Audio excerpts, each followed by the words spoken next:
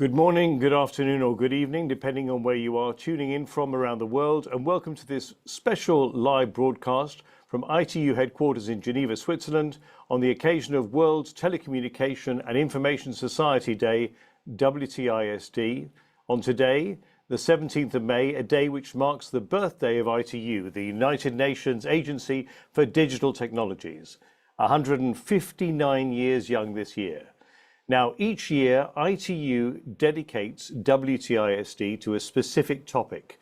And this year, the spotlight is on digital innovation to shape a more inclusive and sustainable future. Digital innovation is a key driving force behind economic progress and global development. In today's rapidly evolving digital landscape, innovation has become synonymous with opportunities for growth and solutions to pressing societal challenges. WTISD also raises awareness about the global digital divide. Progress, unfortunately, is unevenly distributed, leading to what is known as the digital innovation divide.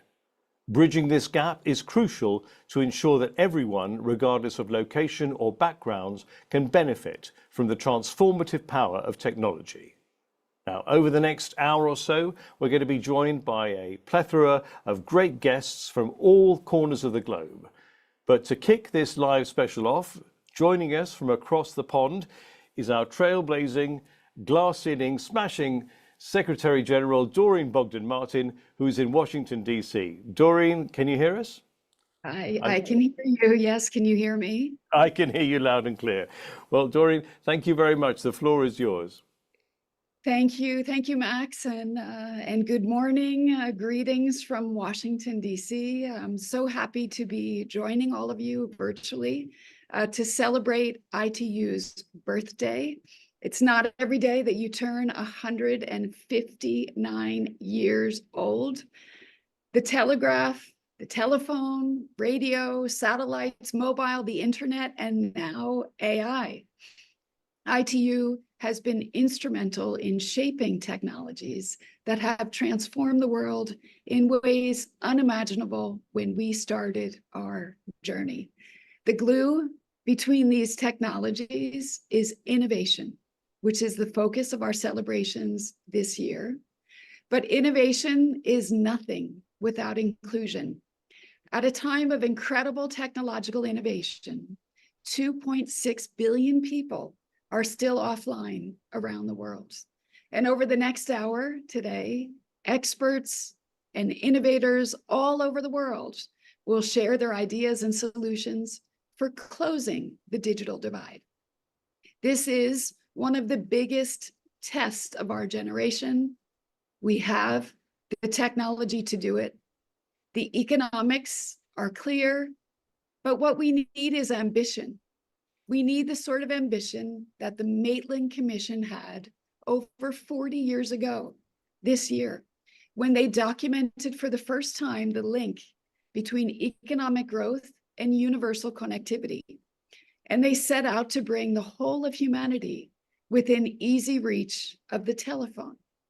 But no one could have imagined at that time that landline phones would be overtaken by mobile and internet communications, much less AI and emerging technologies.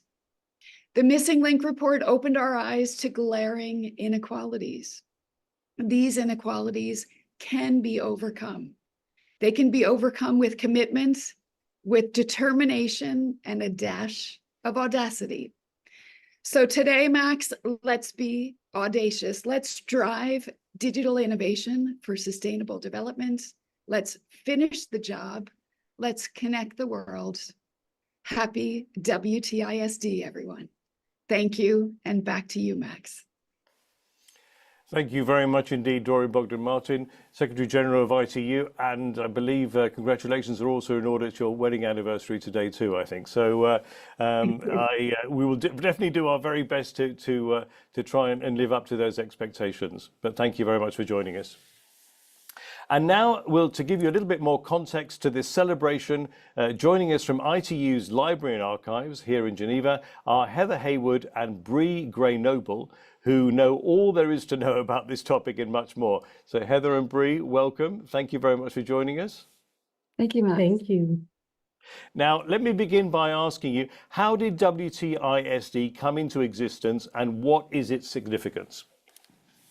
WTISD, as you said, is World Telecommunication and Information Society Day, celebrated on the 17th of May to commemorate the signing of the very first International Telegraph Convention in 1865, which also created the International Telegraph Union, the predecessor for today's ITU. We started celebrating this day as an official international celebration in 1969, just a few years after ITU's 100th birthday. And the aim at the time was to raise awareness of the importance of information and communication for development. But then come up to the 2000s, and ITU led the two World Summits on the Information Society in 2003 and 2005. And ITU decided to expand the scope of the World Telecommunication Day to include, as Doreen was just saying, the importance for digital technologies for closing the digital divide and creating a very truly inclusive information society for everyone. So the name was then changed to include the Information Society aspect. And so now we have the World Telecommunication Information Society Day. Now, we were talking about innovation today. Can you highlight a few pivotal innovations spearheaded by ITU that have revolutionized our digital world?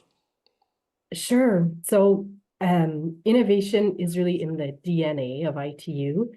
And if we go back to the mid-1800s and the years that lead up to ITU's creation, there's the telegraph. And this was an innovation that really revolutionized the way that we communicate. And for the first time in human history, it allowed for almost instant communication over vast distances. So it wouldn't be an exaggeration to say that the electric telegraph is the direct ancestor to the mobile phones that many of us carry around with us today. And the creation of ITU, the founding of the International Telegraph Union, was also quite innovative because it marked the beginning of modern international cooperation. And our founding members saw that countries needed to work together to make the most of this new technology. And the meeting that took place in 1865, it was also one of the first times that a group of countries came together to solve a problem that wasn't related to war or conflict. So as you can see, ITU was one of the first intergovernmental bodies in the world, which set the stage for other areas of cooperation and eventually leading to the system of international organizations that we have today. And since then, over the past 159 years, we've seen that every time there's a new communication technology, it brings with it new challenges that require a collective effort to ensure global interconnection, interoperability, and equitable access. And ITU is always there to provide the forum and provide guidance for countries, private sector entities, international organizations, and academia to come together, collaborate, exchange information, negotiate, and build solutions. Now, we mentioned the telegraph there, of course, the International Telegraph Union, the original name of the ITU. How did we get from the telegraph to 5G and even space? Well, we think that something like space is a hot topic today. We talk about the new space era, but ITU, with its long history, was involved with space from the very beginning of the launchings of the first communication satellites. So now, already in 1963, ITU held a special conference to allocate frequency bands to space services. And without this, all of the innovation and growth of the space communications industry that's happened since then wouldn't have been possible. And ITU is still working in this area and making sure that there is room for innovation in the future. For something like 5G, it's the same story.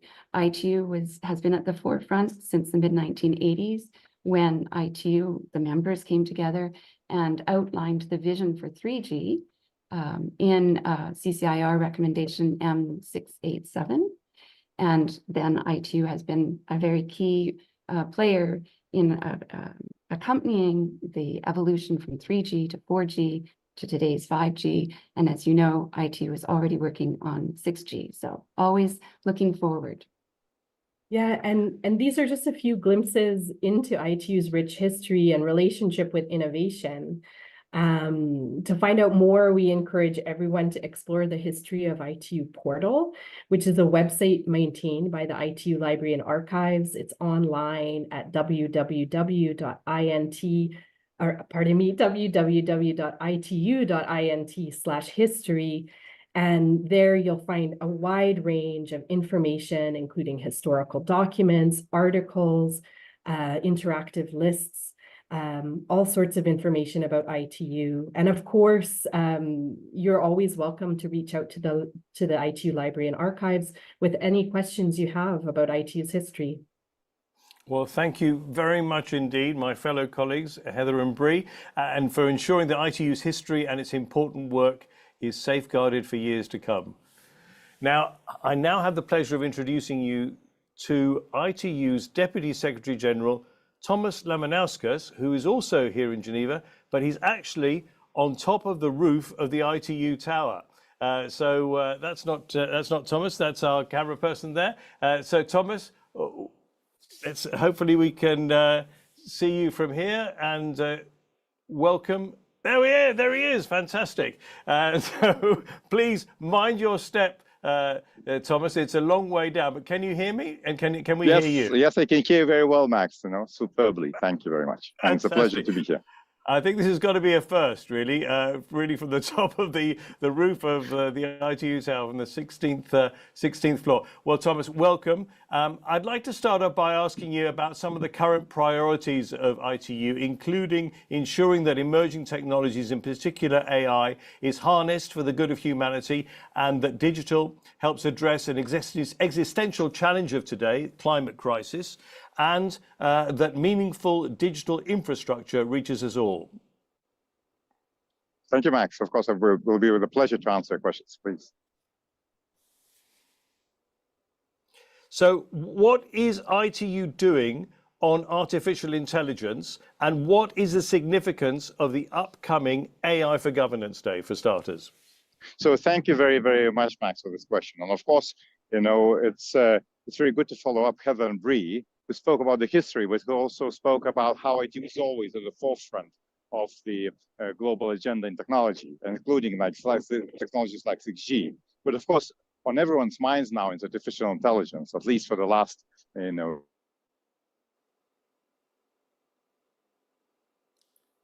and a half since it sprang into the global consciousness. So ITU has been working on that for much longer, including by convening our AI for Good summits already since 2017, and I'll speak about that in a minute. But also, we address AI in a number of layers. First, through our own technical work. So ITU today already has more than 200 standards either adopted and in development on AI areas such as health and agriculture, and technical areas such as telecommunications as well. One part, though, that I'm really excited about, and that's very symbolic for me to stand here, is our collaboration of our colleagues in international Geneva and beyond in the United Nations. So here, actually, at COP2, behind my back, you see some of our colleagues. You see WIPO on WHO, AI and health. So really looking at how to apply AI in the health area in a responsible way. We're also working with the UNEC based in this UN Palais building on AI and safety on the roads and all those type of issues. We're also working with WMO, again, another side, and as well as other colleagues like UNEP in the UN family on AI and disaster management. Again, really looking in different applications with different verticals how to do AI. And in this sense is also our flagship work is through the United Nations, what we call Interagency Working Group on Artificial Intelligence, which I have a pleasure to co-lead with UNESCO's Assistant Director General Gabriela Ramos, where all the United Nations, that means 40+ agencies, come together to coordinate their work on AI and make sure that our impact is really cohesive. And this group will also, for example, identify more than 50 different normative acts in the area of AI. And finally, and I think that's what brings me to AI Governance Day, we're really working hard to bring all the stakeholders around the world.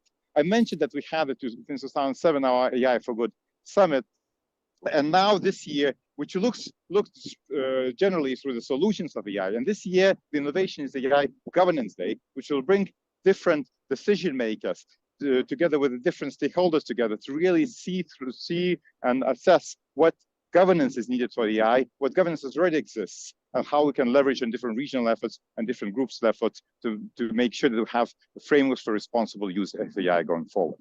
So I hope we answered the question. Thank you. Absolutely. Now, let's talk a little bit about green digital action. I know that we were at COP28 last year. You had some great sessions going on there. Why is ITU spearheading green digital action? And thank you very much. Again, it's very symbolic to be here, because next to me here, you see the box for peregrine falcon, the fastest bird on Earth, that actually ITU is our small way are hoping to try to save, So we don't have a falcon yet here, but really, looking forward to have one. And Geneva is promising that one should visit us soon. So, but of course, ITU contributes much more than that, and there's a reason for that. So digital industry has those two sides to it. On one hand, digital industry is helping other industries to be much more sustainable. Actually, some assessments say that up to 10 times, digital industry contributes up to 10 times GHG gas emission saving than the industry contributes itself. But of course, if we really want to step up, we really need to look into ourselves, into our industry, making sure that we are sustainable. And still, the digital industry contributes about 1.7% of the global greenhouse gas emission. Doesn't sound a lot, but it's comparable to such industries as the airlines. And we need to make sure that we go that lower. Our industry still is rather water hungry. And let's say one middle-sized data center consumes as much water as 3 hospitals. Our industry generates quite a bit of e-waste, so-called electronic waste. So, for example, in 2022, we generated our 62 megatons of that. So we really need to step up. And last year, building a lot of work that ITU has done, we brought more than 40 partners together with us to launch Green Digital Action that looked at different pillars, from green standards to greenhouse gas emission monitoring to adaptability, to make sure that we as an industry really step up to our own responsibilities while helping others. Brilliant. Now, finally, what's ITU doing to facilitate investment into global digital resilience, including essential digital infrastructure for all? And thank you very much, Max. And sometimes, these COVID years look very far back now, but actually they showed how important digital is for global resilience and how to ensure resilience. And that time, actually, COVID bump, so-called, brought to the internet an extra 800 million people, increased global online population, and it just demonstrated how important for the people to be online when the pandemics hit. Also, but that's not only through the pandemics, so early warning systems based on IT systems can actually reduce the mortality from natural disasters 8 times. So we need those digital systems, but also we need them to be resilient. We need them to be resilient, and that challenge is still demonstrated, right? For example, submarine cable breaks that we see around the world. Just a week ago, actually less than a week ago, we saw again on the east coast of Africa pretty major breaks that had major impact on the digital connectivity there. We also need to make sure that this digital connectivity reaches everyone. And again, during the COVID, we had this problem that only 40% of school-age children had the connectivity at home and actually could continue their education. Today, 2.6 billion people are still offline. So we really need to push forward to make sure we bring all of them online, we build resilient digital infrastructure to make sure it is there. So ITU, again, within our 7 development financial institutions, 7 development banks, just together with the Brazilian G20 presidency, just launched a new initiative, Digital Infrastructure Investment Initiative, where we bring together all the stakeholders, governments, digital finance institutions, private sector, to really make sure that we create the enabling environment for investments in the infrastructure, that public and private money flow there, and that we do that to build resilient infrastructure with the right safeguards in place. So it's just one example how we do that. We'll also hear and maybe just mention another event, which will be very soon for us. So with our WTISD forum, the WTISD high-level event, this happens again the last week of May, we'll also convene partners to talk about submarine cable resilience on these things. So really, we're pushing forward to make sure that we have infrastructure and it's resilient. So with that, allow me to finish, allow to wish everyone happy 159th anniversary to ITU and happy World Telecommunications Information Society Day. And great talking to you, Maximillian. Well, thank you very much indeed, Thomas. Absolutely fabulous to see you there on the roof. I know you're not shy of climbing high structures, including Mount Kilimanjaro not so long ago. But thank you very much indeed, and we'll catch up with you again very soon. Now, joining us, moving swiftly on, joining us now actually from Namibia, we have the Honourable Minister Emma Theophilus, who is the Minister of Information and Communication Technology from the Republic of Namibia. Minister, are you there? I am. I hope you can hear me. Yes, we can, loud and clear. Now, thank you very much indeed for being with us. So tell us, why is this day important to you? Well, first of all, a happy World Telecommunication and Information Society Day to everybody.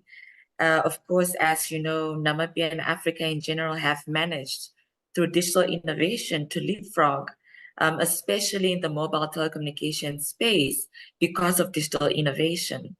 And for us, digital innovation in the last 20 plus years has been instrumental in changing multiple phases of industries, not only in our country, Namibia, on the continent of Africa, but also in the world.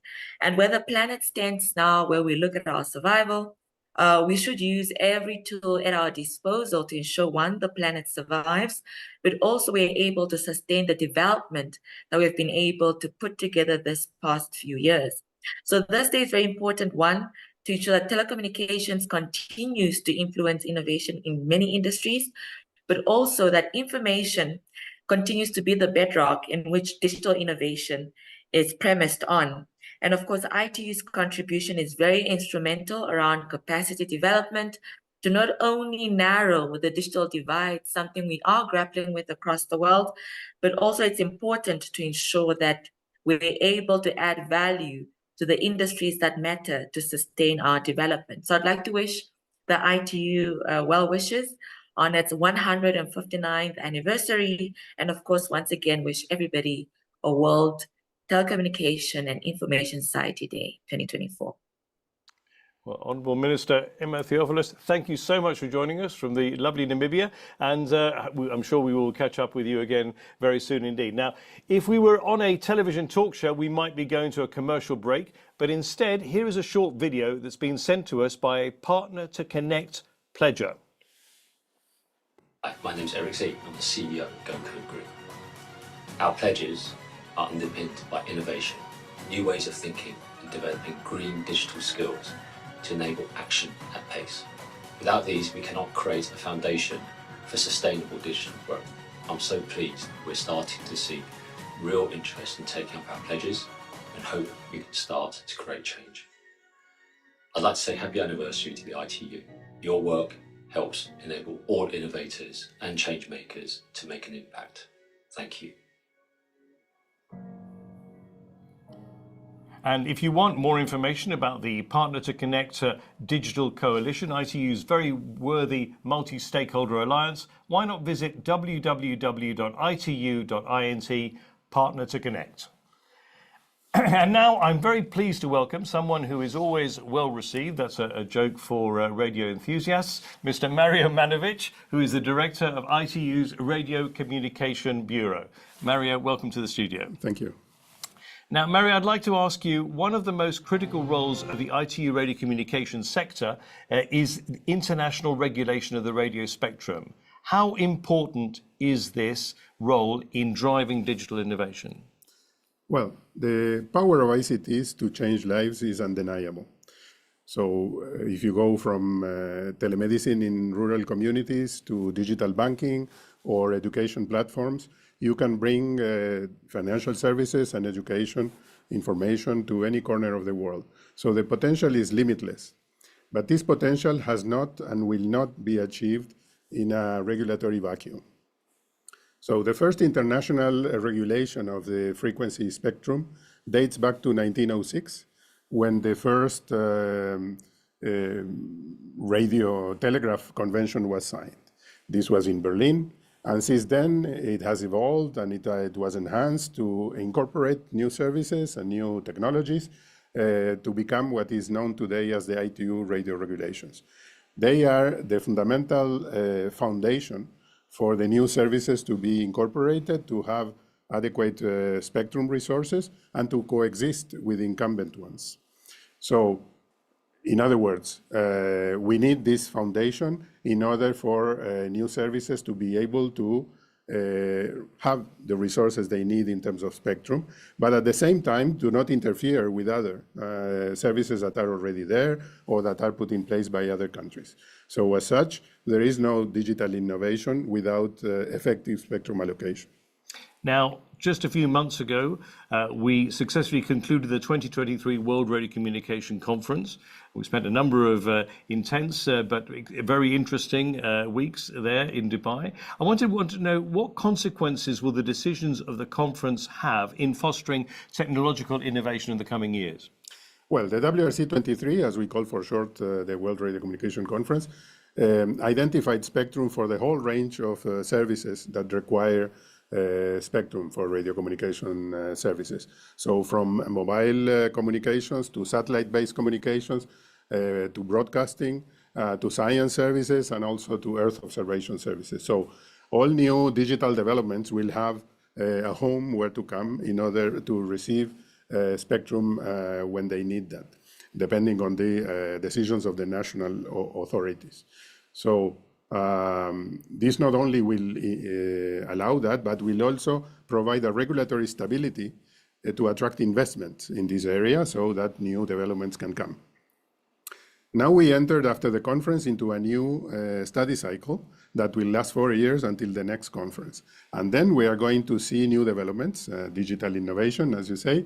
For instance, and it was mentioned before, the new generation of mobile communications, IMT 2030, or as it is known commercially, 6G, but also satellite-related innovations. There are plenty of them. Satellite is clearly the new frontier in terms of bringing communications to all around the globe. But the most exciting one, let's say, is the possibility of connecting with your usual mobile phone to a satellite, receiving directly from the satellite to your mobile phone, not to a satellite phone, to your usual phone. So this is exciting everybody. Absolutely, yeah. And most probably come after WRC 27.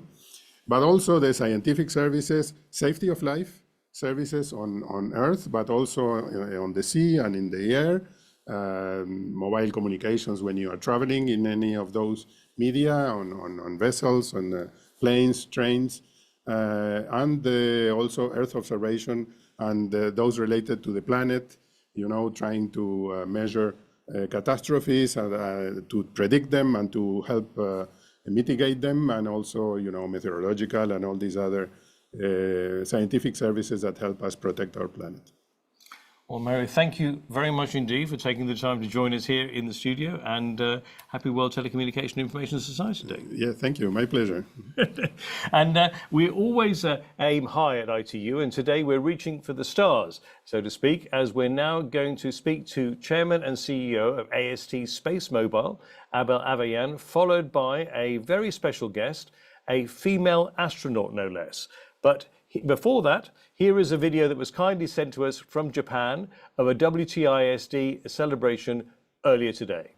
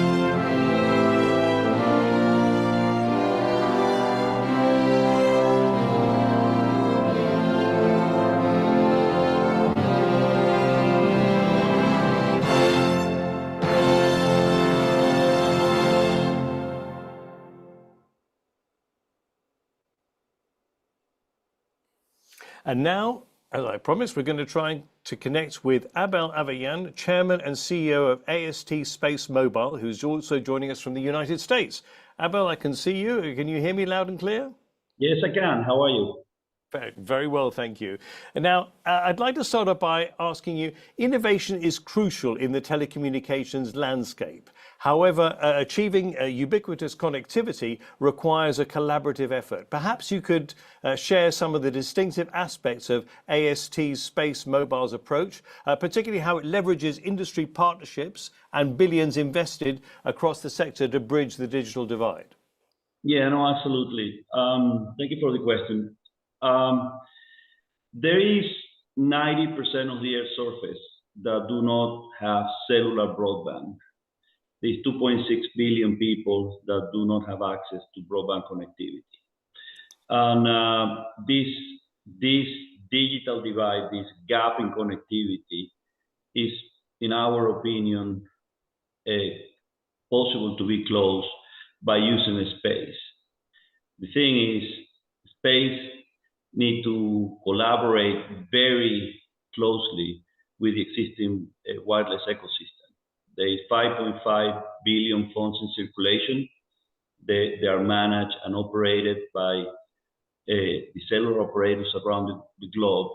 And in the last few years, with the support of the ITU and regulators like the FCC and other innovative regulatory bodies around the world, this collaboration between the cellular operators and the space companies like ourselves is starting to pan out results.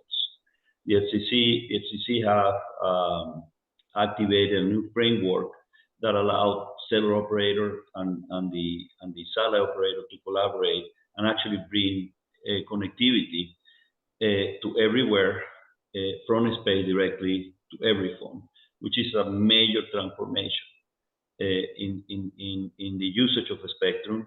It's a major transformation in where you can get a connectivity to cell phones as it become basically available everywhere, no matter what phone you have in your pocket, no matter where you are, no matter what frequency you're using in your cell phone, the ability to be connected everywhere. So that's that very close collaboration.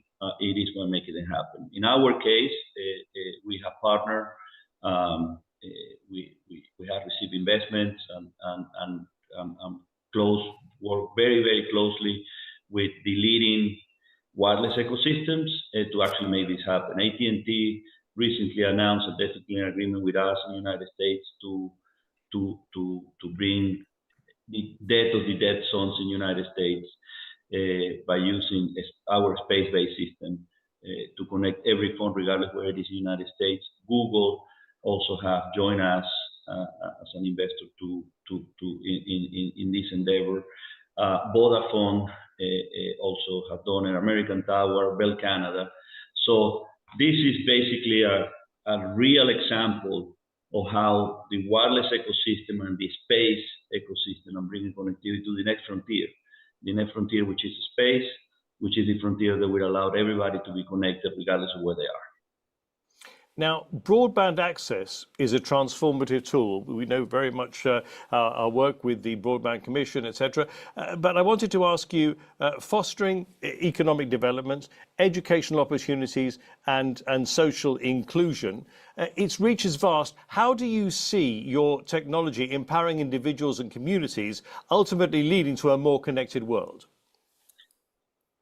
Yes, I mean, the moment that you allow satellite connectivity to be available to every phone, to the phone that you have in your pocket.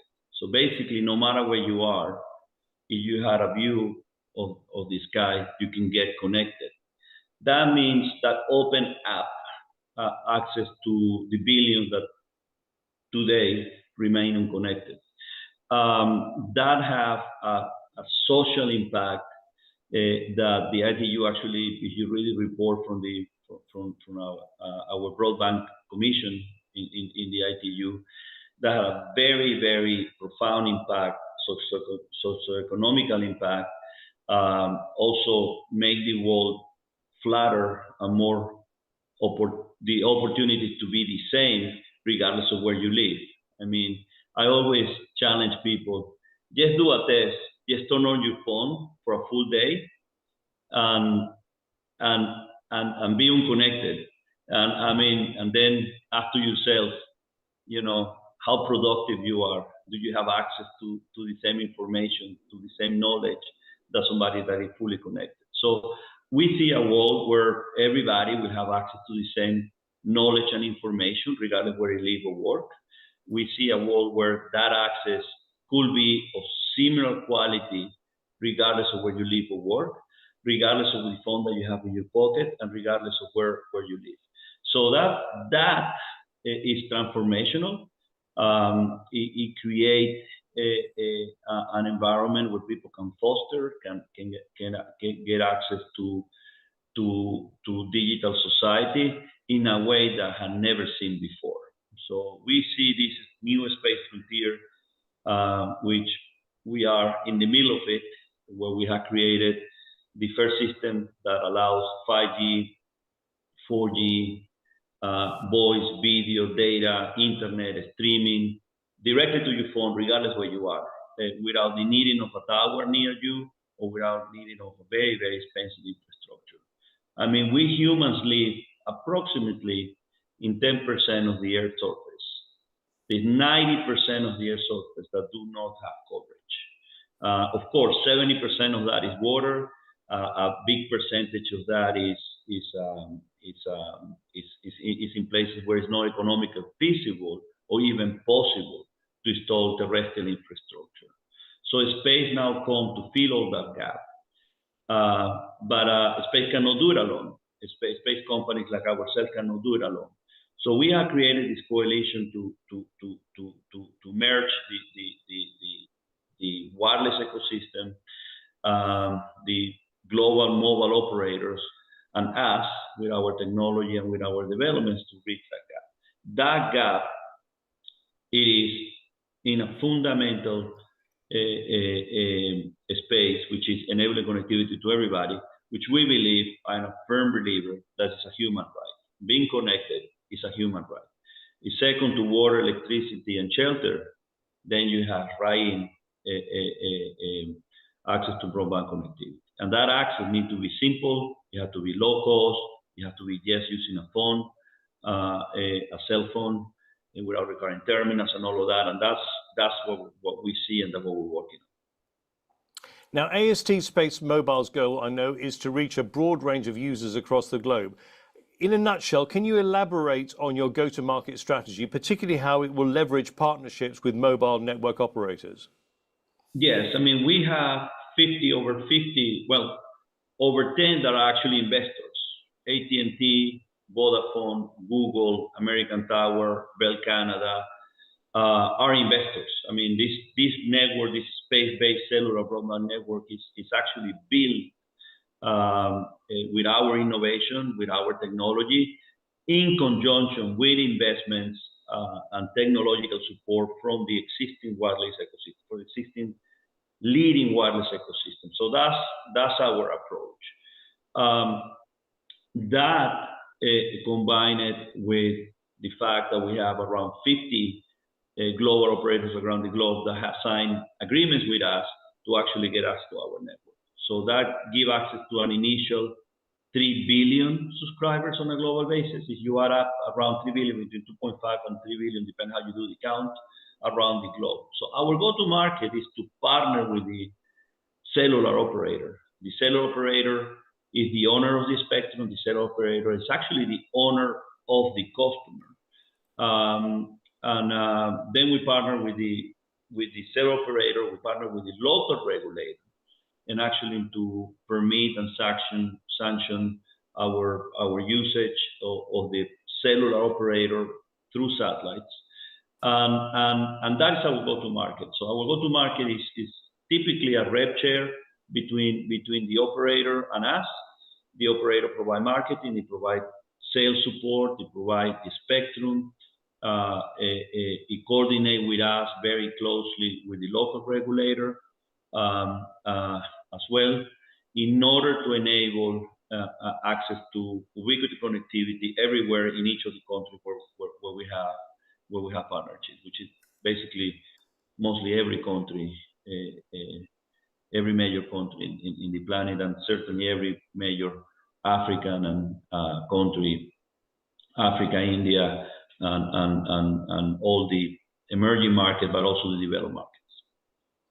Well, thank you very much indeed. That's definitely some great insights there. Some very good progress, I'm sure, and much more to come. And thank you very much indeed for joining us. You're welcome. Thank you very much. My pleasure.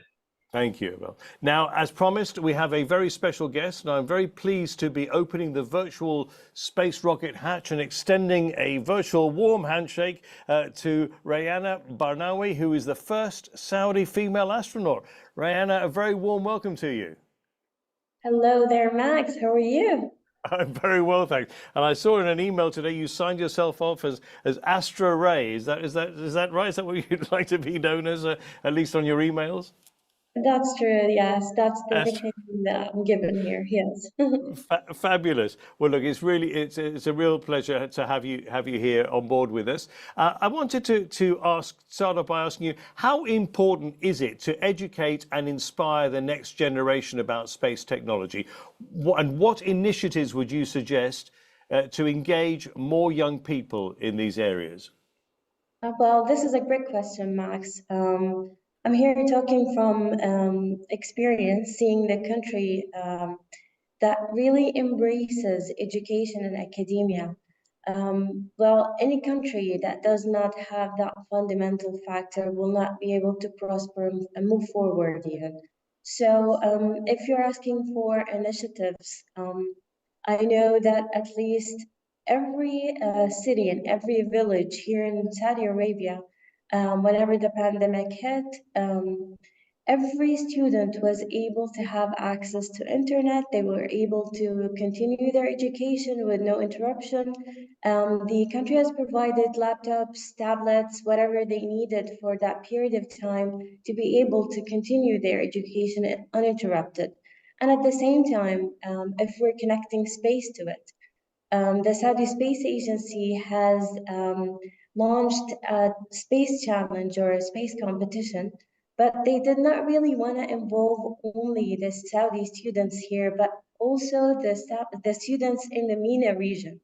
So in a nutshell, the participants, the students who participated in the challenge, reached 80,000 students aged from 6 years old all the way to 18 years old. They were very amazing in submitting their applications that has to do with engineering, agriculture, and arts as well. This actually brings the bond even closer between the countries that may not be as fortunate when it comes to telecommunication. Now, I would like to ask you a question which I'm sure would be an interesting answer. Could you perhaps share a personal experience where technology provided a crucial solution during a space mission or a training exercise, Rayana? Yes, for sure. Well, the Saudi Space Agency has launched we're actually in the 21st of May, we're going to complete 1 year after the launch of the first mission from the Saudi Space Agency. But if we go back 40 years ago, there was the first Arab astronaut who was meant to space.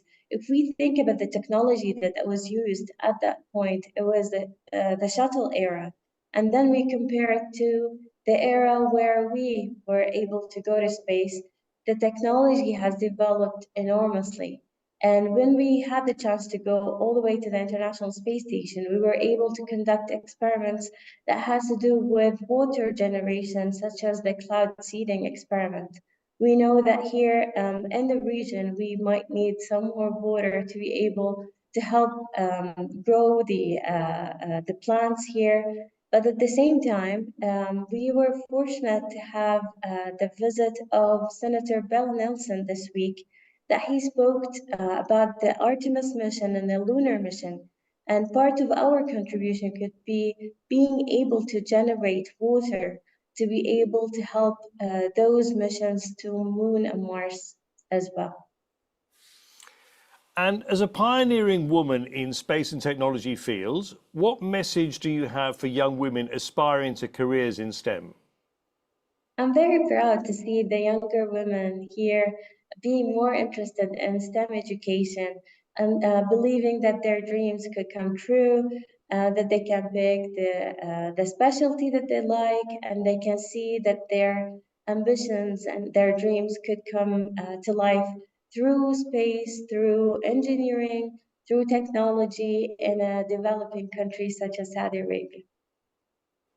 Well, Rihanna, thank you so much for joining us, for taking the time to be with us on this World Telecommunication Information Society Day. It's been fascinating hearing your insights and perspectives, and we wish you all the very best, and hopefully we'll catch up with you again very soon. Thank you, Max. I'm happy 159 years old for ITU.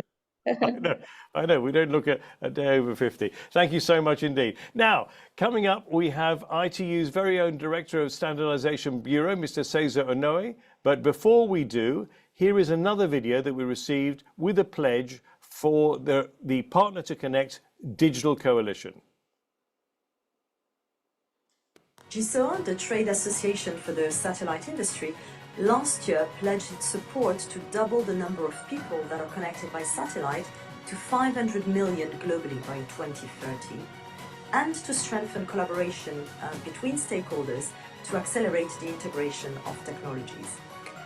Our pledge aims to help connect 2.6 billion people that are still offline and to accelerate a more inclusive digital transformation, in particular in remote areas and in areas that are hard to reach. So we congratulate the ITU on the occasion of the World Telecommunication and Information Society Day, and very much look forward to continuing our work together to connect everyone and unlock sustainable prosperity for all. Thank you. And if you want more information about the Partner to Connect Digital Coalition, ITU's very worthy multi-stakeholder alliance, please visit www.itu/partner-to-connect. Now, as you can see next to me here is Cesar Onoe, who is the director of the ITU Standardization Bureau. Onoe-san, welcome to the studio. Thank you for having me. Let me ask you, how do ITU standards support digital innovation for sustainable development, which is, of course, the theme of our celebrations this year? Yeah, actually, the innovation and standardization are the very close friend originally. And regarding the digital sustainable development, it's a key requirement for development, future technology development and innovations. So standards will support such innovations by ensuring the interoperability and the wide adoption of the technologies, scaling the market, and disseminating the advancement in all over the world. That's the power of the standards. And also it helps and accelerates digital transformation. That impacts human lives and societies. So as such, ITU standards that were developed through the very collaborative process. So it's important.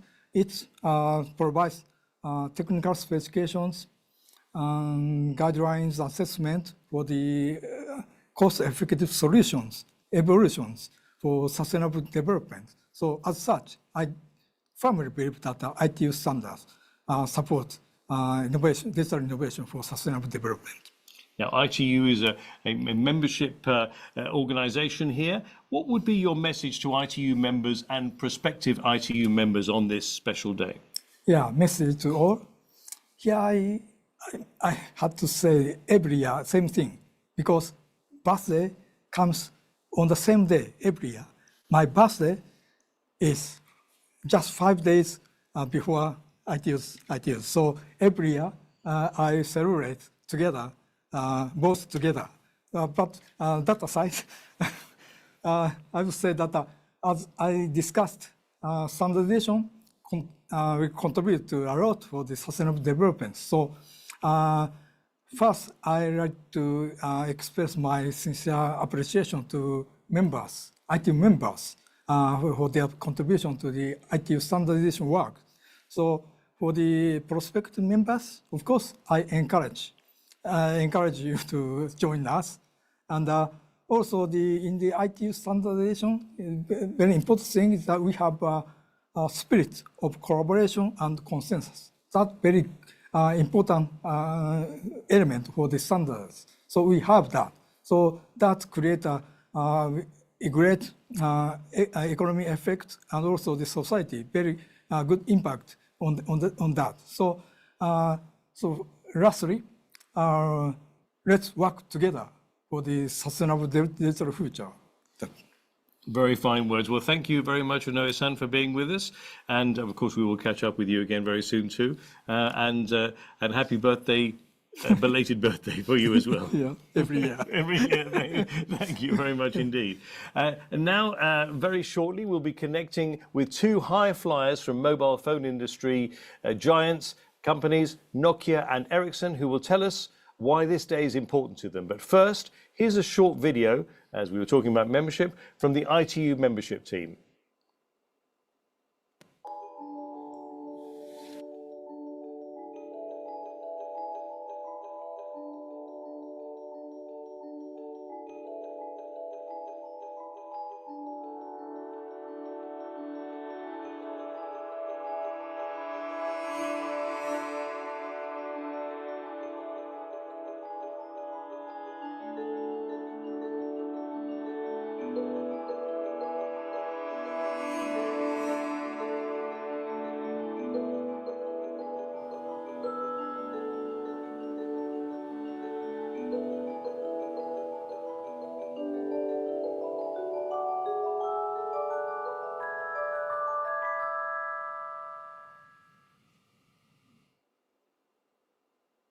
So there you are, helped us connect the world and beyond.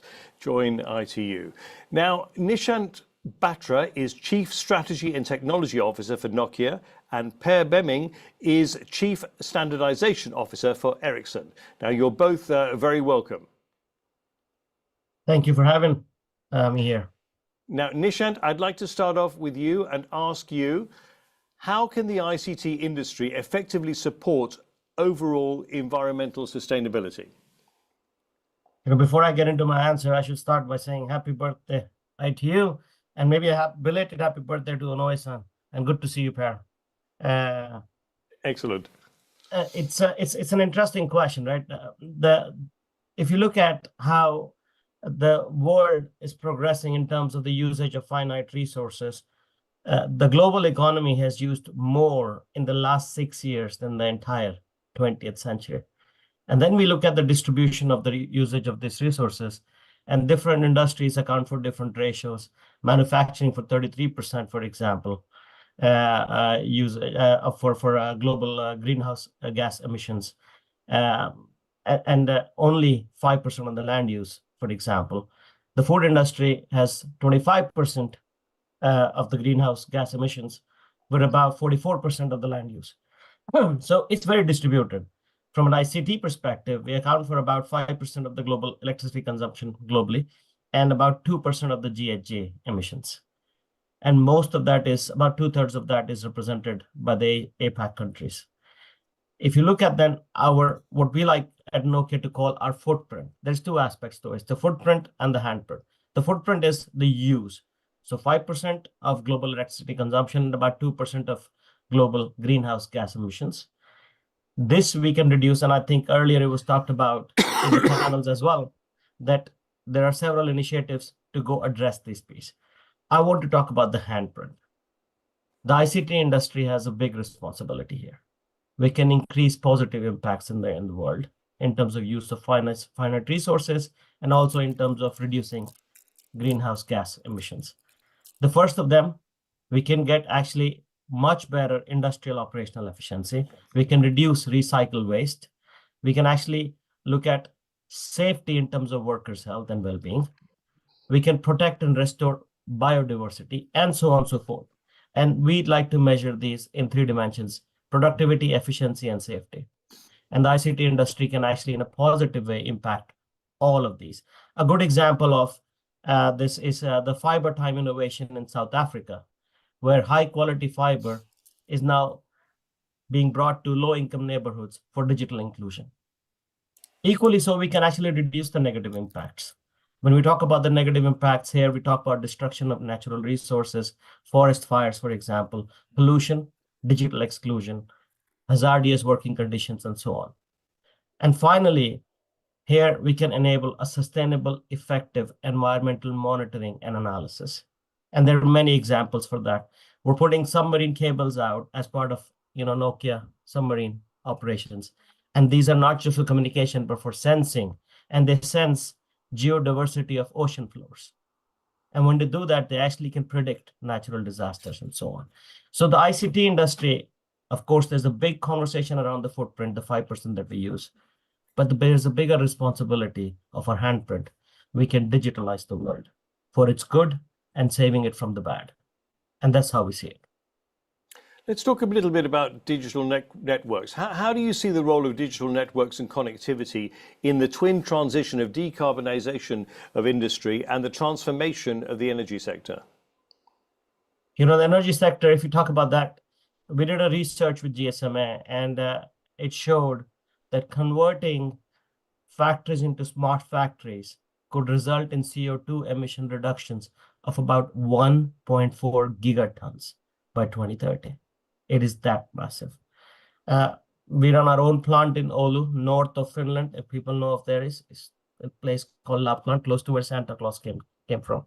And we have actually now, this is a full lighthouse factory recognized by World Economic Forum, completely digitalized. And we see that the utilization rate has gone up. The energy targets have reduced. And basically, we're using 100% renewable energy in this. This is a good example. We've done something similar for partners as well. We work with our system integrator partner, Kyndryl, and we have provided a private wireless network to Chevron Phillips Chemical for 8 of its US facilities, including their lead facility in Woodlands, Texas. And this now allows for real-time aid, collaboration, connectivity, monitoring, management of machines. Again, going back to productivity, efficiency, and safety. We're doing something very simple in Europe as well. We're working with Sigma Networks for an Irish energy company called ESB Networks. We're delivering to them a purpose-built, leading-edge, mission-critical private network. And this will help ESB Networks to integrate more renewable energy to the grid and decarbonize the electrical network amongst several other benefits. So if you see, we start to impact. This is what I was talking about earlier. We start to impact with our handprint. Our handprint is a massive benefit to this world. The ICT, and I think it was mentioned by the CEO of ASD. After the first 3 most important ingredients to survive, the 4th natural resource is connectivity. And we can actually truly impact not just the energy sector, but several others with the handprint that we provide. Now, we were talking a little bit earlier about standardization, and we were talking about the consensus. I wanted to ask you, what role does cooperation in standardization play in addressing environmental challenges? And this is a great question, and Per, you should chime in as well. Standardization is essential, massively essential, because it allows for collective and cooperative development of technology. It avoids isolation and silo development of technology. So if we look at the work that is done in ITU, whether we look at the standardization work that is done, and we participate actively from Nokia in ITU-T or in radio communications with ITU-R, and also now we are in preparatory meetings for the development sector, ITU-D. This provides transparent direction, guidance. It provides assessment methods for the development and enforcement of regulations related to topics such as sustainable development, spectrum was talked about earlier as well, and cybersecurity. It's also very important that we start thinking of standardization in the sector of AI. So if you look at holistically, this is very important. And in fact, one of the reasons that the ICT industry has progressed to the point it has been very standardized and collectively, inclusively standardized. And ITU plays a very, very important role here, and we're very, very happy to participate with them. Thank you very much indeed, Nishant. We will now come to you, Per. I just wanted to ask you, what can Ericsson and the rest of the telecommunication industry do to enable a more sustainable future for the world? Thank you, Max, and thank you, Nishan, for the introduction of the speech, because you have outlined very much what I would like to say as well, because as a company that has been around for almost as long as ITU, we are getting close to 150 years, and we have worked and innovated together with ITU, I think, in an entirely of the company's lifetime. But it has become even more and more important recent years to have this collaboration across the globe with all players involved in order to address the fundamental challenges that we see in front of us as a community and world when it comes to, for instance, the environmental changes and that. And I think Nishan outlined some of that, but we can also add a few other things, because yes, we are innovating constantly to reduce our own environmental footprint, lower energy consumption for the same sort of connectivity. We are adding work, which we heard about, adding new legs to the connectivity family, we could say, of the terrestrial starting point with the satellite legs to that. That also enables us to connect more people with more. But as Nishan got into, I think the fundamental benefits will be what the innovation platform that we actually provide with connectivity to the world will bring. Nishan went into sensors, but it's also, we can also control, for instance, how much water you will feed your plants with, not too much, not too little. You can get faster and more accurate predictions and understanding on your health wherever you are with connectivity, and you can also get us more of this disaster predictions if there be bad weather and what you should do and so on. So I think we have enormous opportunities to save. I mean, some people say maybe 15–20%. I think that's just the lower limit. I think we can save a lot more if we just work together and enable this platform to be built out and used across the world, because the innovation power of the world is out there. It's not necessarily in this room or in ITU meetings, but it's out there when we actually provide that capability to the people and machines out there. Brilliant. And Per, finally, what can ITU and the standards world do to help? And of course, ITU is a fundamental platform that bridges, I think, industry players like us and Nokia, who often agree a lot of what the problems is and how to do that before we start, and then we can have our differences when we come to the later phases of things.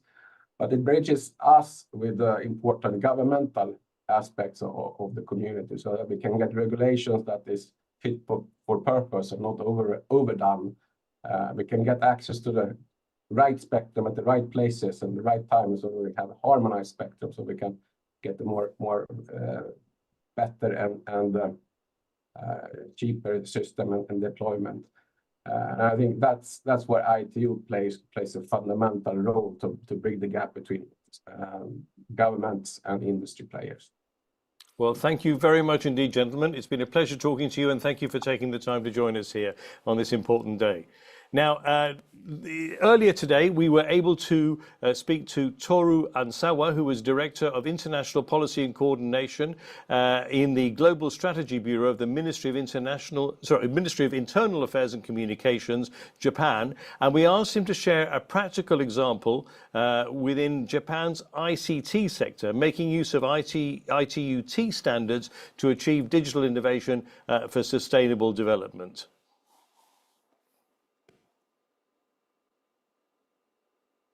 As example of actual use of the ITU-T standard, Japanese vendors and carriers use ITU-T L.1410. ITU-T recommendation L.1410 specifies a method for calculating CO2 emissions over the entire life cycle of ICT network services and products. Based on this, companies calculate the CO2 reduction effect of its own services, or evaluate the contribution of R&D results to the environment. There are also cases in which the air conditioning requirements of data centers. ITU-T recommendation L.1300 were used as a condition in the procurement specification of company. In addition to these examples, it would be assumed that international standardization of IWAN is coming or starting in ITU-T. IWAN is an abbreviation of Innovative Optical and Wireless Network and a concept of next generation communication infrastructure. It is expected to realize ultra low power consumption networks. Moreover, greenization of software would be necessary. Green software is expected to reduce power consumption and other sustainable effects, and its international standardization is also expected in the future. Those standardization activities would be extremely important because those technologies would be widely used globally in the future, and it could be a big impact on power consumption decreasing. It is hoped that various member countries and sector members will actively participate in those future activities and contribute to the Sustainable Development Goals. Thank you.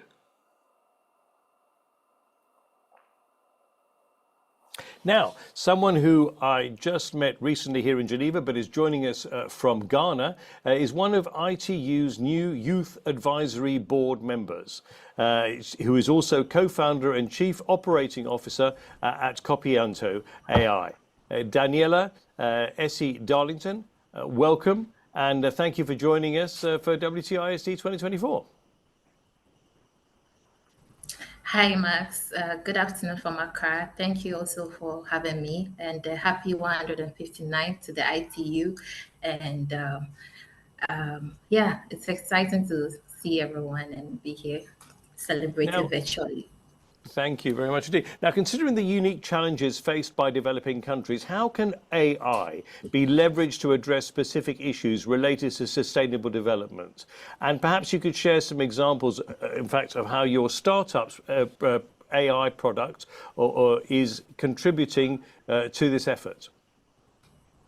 Great, thanks, Max. So we are currently in the AI era. I believe AI presents the next frontier in addressing some of the world's most pressing problems, from climate change to poverty alleviation. And in Africa, for example, we see how there's a lot of limitation in terms of resource limitation, infrastructure, connectivity issues, among others, which often hamper development efforts.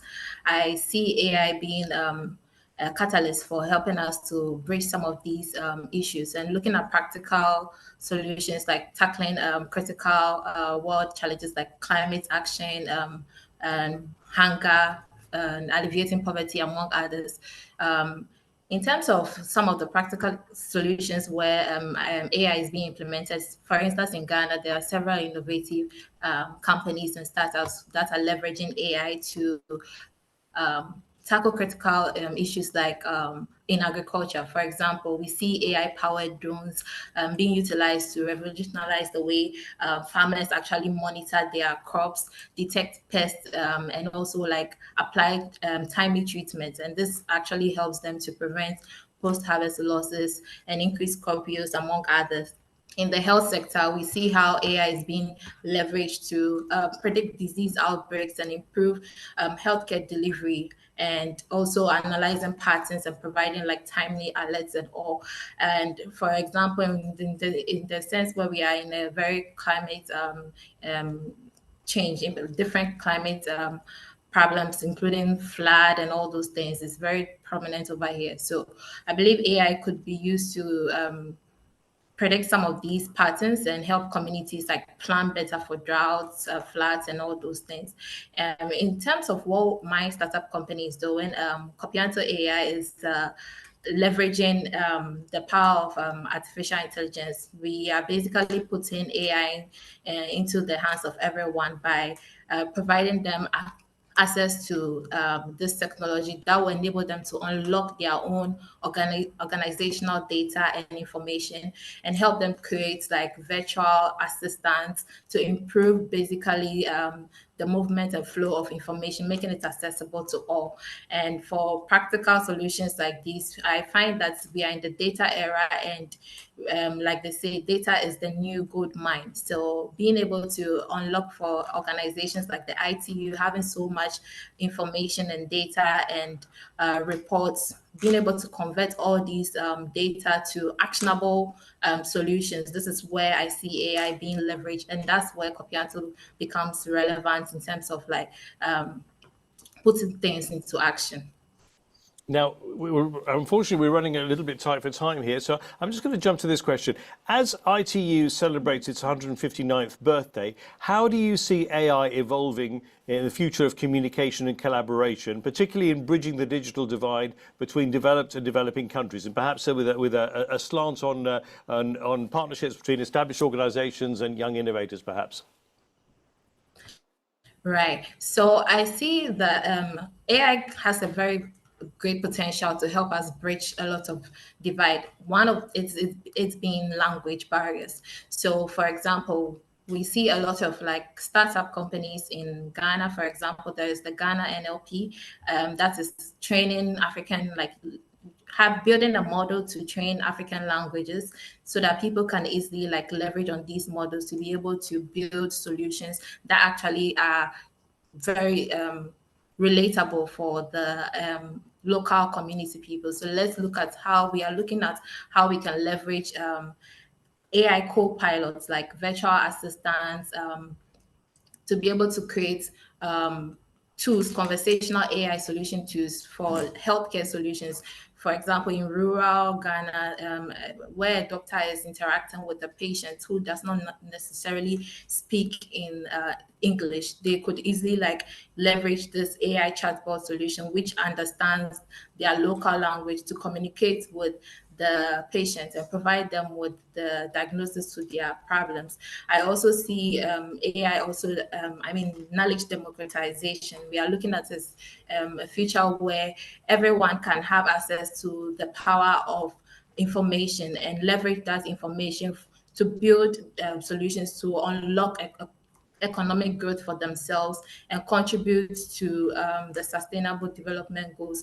In terms of partnership angles and also empowering young innovators, I believe that ICU is already doing great in that sense in terms of convening events like the AI for Good Summit, among others. What I would want to see is creating more of an innovation ecosystem with key stakeholders and actors where they can easily fund these young startups, entrepreneurs who are building these solutions, and also help them to reach the global level where their products could also be able to convert into like economic value for them, their families, and then their local communities. So these are some of the things that I think through leveraging these partnerships and also our innovative solutions, we can be able to like accelerate the progress towards the sustainable development, leveraging on technology as a main driver. Fabulous. Well, Daniela, thank you so much for joining us from Accra in Ghana, and I'm sure we'll be seeing a lot more of you. Now we're going to connect even. Thank you, Daniela. Now let's connect even further across the globe, to the Dominican Republic, in fact, where we're joined by Amparo Arango Echeverri, who is the director of the International Department at the Dominican Institute of Telecommunications, also known as Indotel. Amparo, buenos días. Muy buenos días, muy buenas tardes, good afternoon, and good morning for everybody. Good to see you. Thank you very much. Now, we're getting a little bit tight for time, but I'm sure you can answer these questions quite succinctly. How do you, the Dominican Republic, contribute to digital innovation for sustainable development? And perhaps you could just briefly tell us a few of the latest developments. Yes, well, I would like to begin my work, especially thanking our Secretary General for inviting Indotel to be part of this commemoration of this very significant and very important day. Also congratulate the ITU for reaching 159 years old of constant and productive work in favor of the human development of through telecommunication, ICTs, and digital technologies for all the world, in all the world.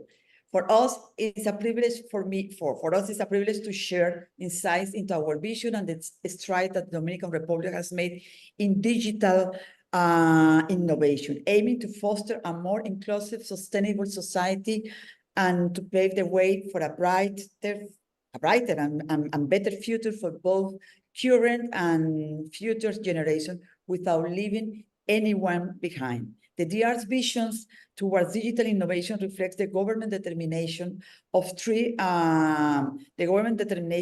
and commitment highlighting three important policies. The National Innovation Policy for 2030, the Digital Agenda for 2030 also, and the National Intelligence Strategy, Artificial Intelligence Strategy for the Dominican Republic. We understand that with these strategies, we are creating synergies to overcome disparities and take advantage of the opportunities presented by the fourth industrial revolution, looking globally and acting locally.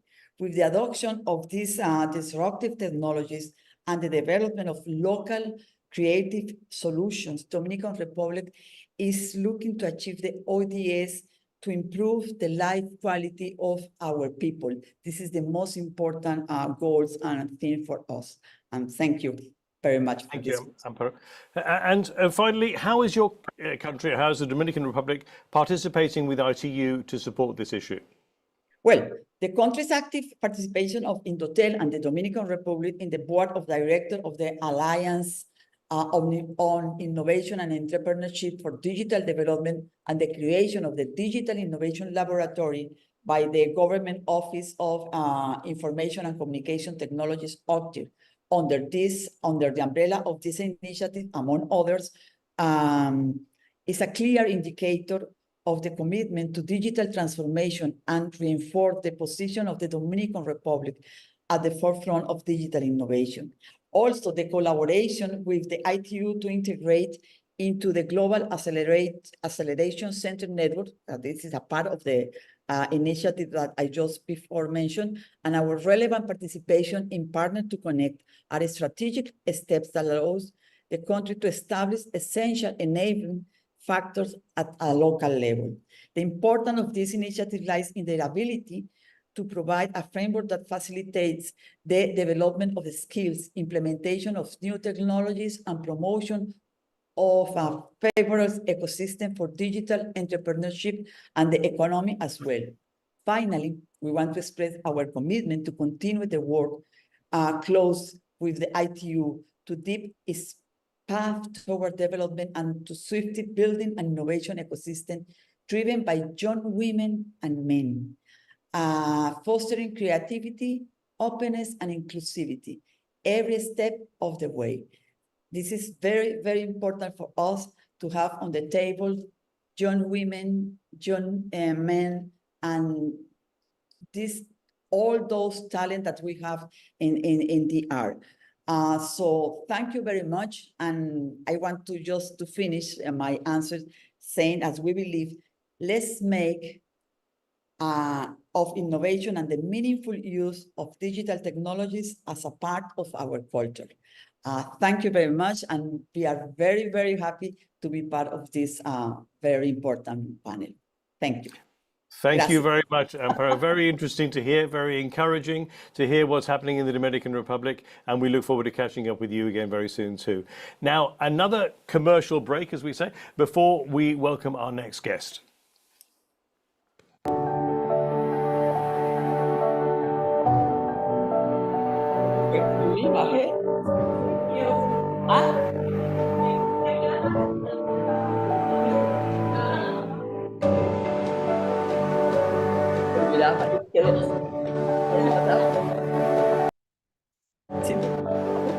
Bueno, pero ¿entendió o no se entendió? Sí.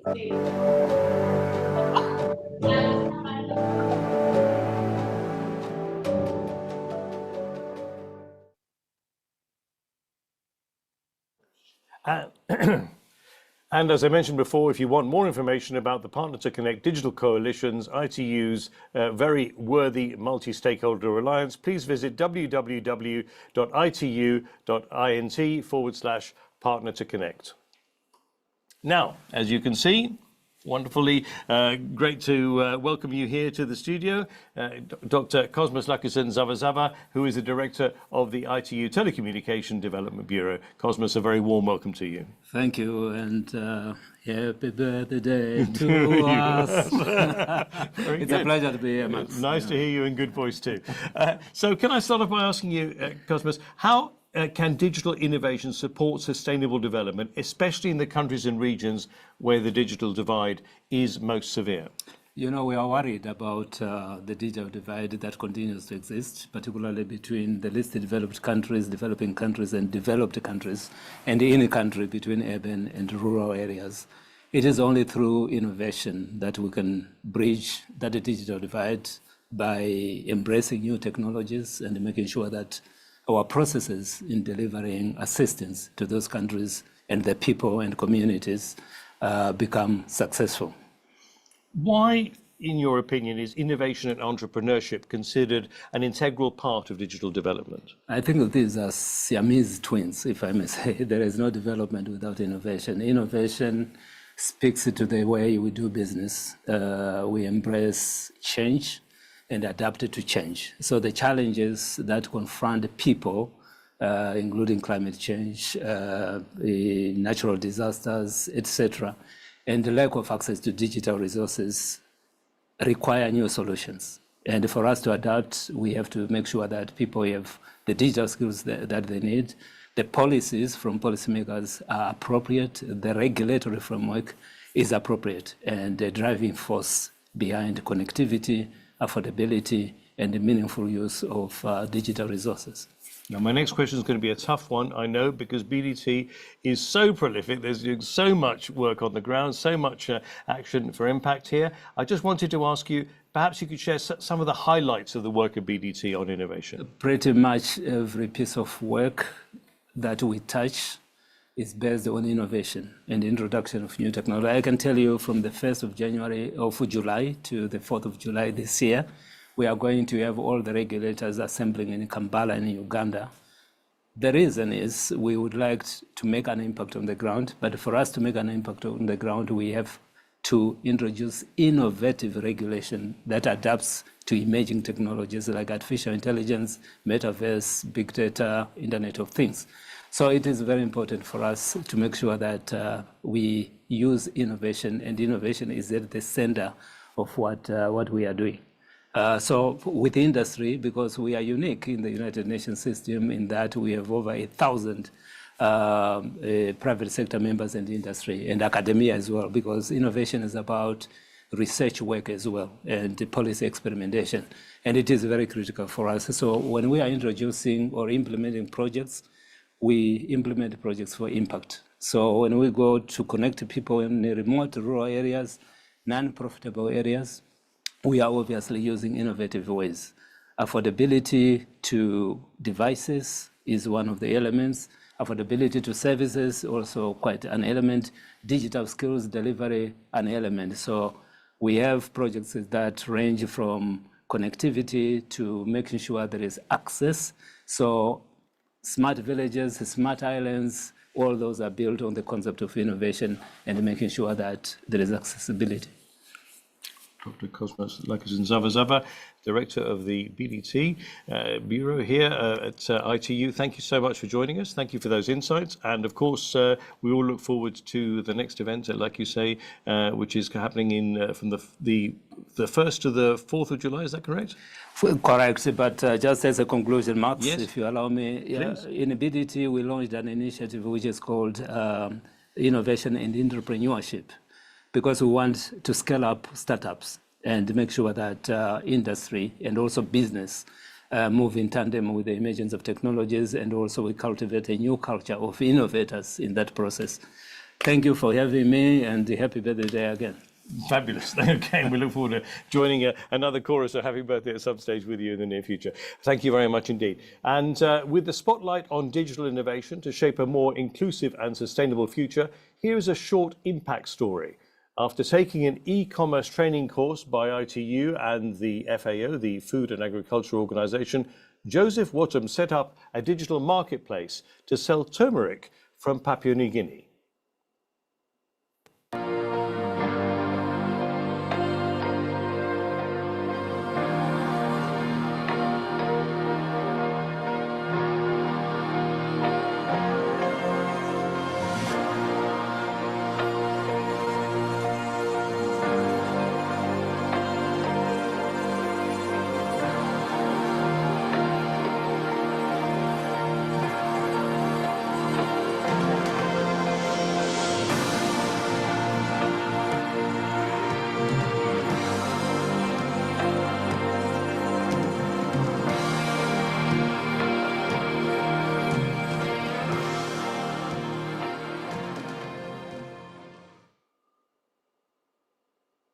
And now we're going to Kazakhstan, where we're going to speak to Zanat Jabasova, who is the head of International Cooperation and Project Implementation Center at the Kostanay Engineering and Economics University.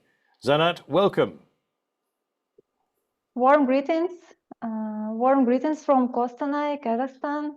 First of all, I would like to thank the International Telecommunication Union for productive cooperation and the opportunity to participate in the celebration of this very important day. Thank you very much. Now, I understand that Kostanay Engineering and Economic University is an active academic member of ITU. It implements joint projects and participates in ITU events, of course. As an example, the university, together with ITU, implemented the project Creation of Smart Education Ecosystem in Kostanay. Can you tell us a little bit about the results of the project? Why are they so important in general and directly, of course, for your region? The implementation of the project Creation of Smart Education Ecosystem in Kostanay was of fundamental importance for us. As a result of the project, we connected 6 objects to the ecosystem, including 4 secondary schools, and providing them with telecommunication and IT services such as high-speed internet, platform for organizing distance learning, video conferencing, IP telephony, connection to the electronic library of universities, and educational resources. This project helped to solve an important social problem to ensure wide accessibility of high-speed internet and online education resources for remote rural schools in our region. And what are the plans of the university in the sphere of development and support of digital innovations? As for the nearest plans, I can say that the International Telecommunication Union supported our initiative to create Smart Education Ecosystem 2.0. As part of this project, it is planned to create a competence center for network technologies at our university, which will become a driver of digital transformation of the entire region. The project provides for the creation of a network technologies laboratory, emulation of industrial facilities, and training for employees of enterprises and educational organizations, as this will provide a clear demonstration of network technologies and an opportunity to test and adjust network solutions in the educational and industrial environment. Well, that's wonderful. And Zana, thank you for being so patient, because I know that you joined us earlier and you've been there in the wings ever since. But thank you very much indeed, and hopefully we will get to connect with you at another stage in the not too distant future. Thank you very much, and happy birthday. Thank you very much indeed. Thank you very much. That's wonderful, Zanat. Thank you. Now, we'd like to introduce you to GIGA. Now, if you haven't heard of GIGA, GIGA is a partnership between ITU and UNICEF, whose aim is to connect every school in the world to the internet by 2030. I believe that we are connecting now to Shilpa in Barcelona. Shilpa, I can see you there. Shilpa is in the R&D center in Barcelona. Our headquarters, Giga's headquarters, is here in Geneva. Shilpa, take it away. Tell us a little bit about Giga's technology, Giga's use of digital technology to promote sustainable development. Thank you so much. Can I have slides as well? Yeah. Okay. Yeah. Hello, everyone. I'm part of the Giga Tech Center in Barcelona, and we are working on Giga. Giga's mission is to connect every school and student in the world with the internet. And I'm going to talk about our flagship product, which is Giga Maps, which is the map of all the schools in the world. We believe if we can't see a problem, we can't fix a problem. And to know that, we need to map all the schools and to know where these schools are located. So far, we have mapped around 2.1 million schools in the world. We believe there are about 6 million schools. Nobody knows, but we're working towards mapping all the schools. If you can turn the slide. Can we go to the next slide? Yeah. So in order to map the next set of schools, we are working with our governments to find these missing schools. But we've also developed a machine learning algorithm to map these schools. If you can go to the next slide. So this machine learning model uses high resolution satellite imagery to map the schools. It basically understands different features that you can see on the satellite, like shape of the building, or if there are buses around, if there's a playground, to understand what a school looks like in a local region. And using that information, it can basically locate the school location. This is a much more efficient method of mapping the schools than traditional surveys. If we can move to the next slide. Yeah, you can see this is example in Sudan, where we had schools, the government basically shared the data, which had schools all over, in water, or schools located outside the country. And we deployed our model to find the missing schools and also correct the location of the schools that we already knew existed. And it took about 2 weeks, which is much more efficient way if we instead of going out on a survey. So that's one of the use case. If you go to the next slide. And we've done already this work in multiple countries. We've mapped around 29,000 schools in Colombia, Rwanda, Nigeria, and many more. And then we are working very closely with other governments to find missing schools and also validate the existing locations. So that's our product. And I would love to invite everyone to join us in Barcelona. We are launching our product on 23rd of May. If you can go to the next slide. It will be live, the event will be live streamed, and it will be on our channel. So it will be great if you could join us. Looking forward to see you. Thank you. Well, Shilpa Arora, mapping and product lead at Giga, thank you very much for joining us from Barcelona. And I'm sure that people will be looking into that because it's a very worthy initiative.